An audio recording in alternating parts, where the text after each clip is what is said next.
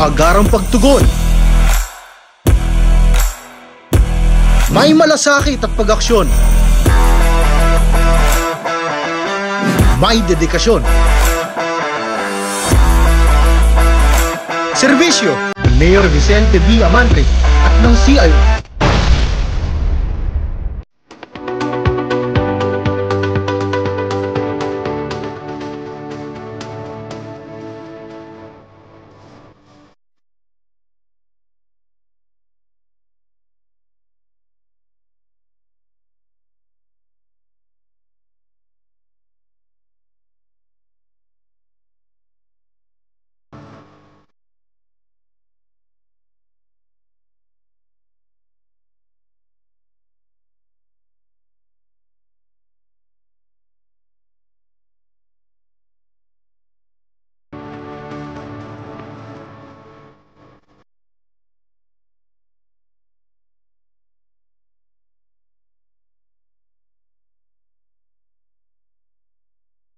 Magandang umaga po sa inyo lahat sa lungsod ng San Pablo. Ako nga po pala si Engineer JCP Almario, ang section head ng electrical. Check po ako ng mga plano sa electrical. Ang amin pong opisina ay ang Office of the Building Official, na ang amin pong trabaho ay ang application po ng building permits and occupancy permits, and then yung pong business permits at yung pong ating certificate of final electrical inspection. Ang aming pong tanggapan ay nagkakantak din po ng inspection regarding doon sa annual inspection po ng ating business permit. So, ini-inspection po natin yung mga establishment base na rin po doon sa kanilang application. Ang process po dito po ng building permit, then ang applicant po mag-a-apply dito, bibigyan namin ng form, then bibigyan namin ng mga requirements. After ma-comply nila lahat ng mga requirements, hindi po namin nire-receive yung kanilang building permit application nang hindi po kumpleto yung mga requirements, kasi pagka na-receive po namin yon, kumpleto na, saka na po tatakbo yung ating sa processing ng building permit. Kasi pagka minsan kasi hindi kulang-kulang mga requirements, hindi talaga tatakbo yon. Then after na sa first endorsement, ma-check ni architect, check ko yung electrical, then i-endorse sa zoning yung kung application ng isang establishment, bibigyan ng locational clearance ng zoning.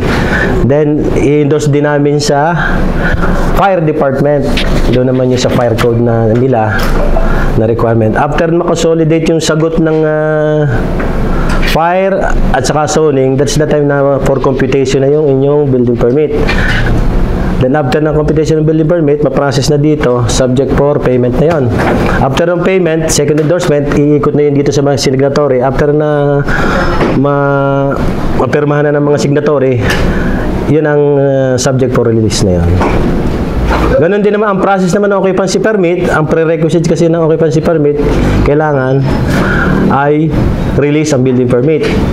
Then after noon, isasubmit dito ng applicant, re-receive namin, and after noon, subject for inspection. After may inspection, wala namang problema doon sa building, which is yung kung yun ay comply doon sa actual at saka yun sa plano, subject for endorsement naman sa fire. Then after ng fire, mayroon na silang binibigay na clearance, babalik dito ng fire, subject for computation naman ni architect. Then after ng computation, payment, iikot na ulit sa signatory, release. Then naman doon sa CFEA, yun nga, bibigyan namin ng requirements, which is yung requirement, yung yellow card galing sa Meralco. Tatanungin namin yung aplikante, lalagyan namin ng i-record namin yung location, i-sketch niya yung number niya, subject for inspection. After may inspection, walang problema, bibigyan namin siya ng form ng electrical permit at saka yung CFEI permit form para magpapirma doon sa private electrical engineer. After makomply naman niya yon, for computation ko naman sa electrical, then after computation, payment, release na. Yun lang po. Ang bago pong programa ng aming opisina ay ang pagkakaroon po ng mabilis na serbisyo sa building permit. Ang aming pong tanggapan ay matatagpuan po dito sa Old Capitol Building, Yellow Building, FB page na OBO, San Pablo City, at ang building official Sampo Laguna at yahoo.com. Then ang aming pong landline ay 049-521-0798. Maraming salamat po.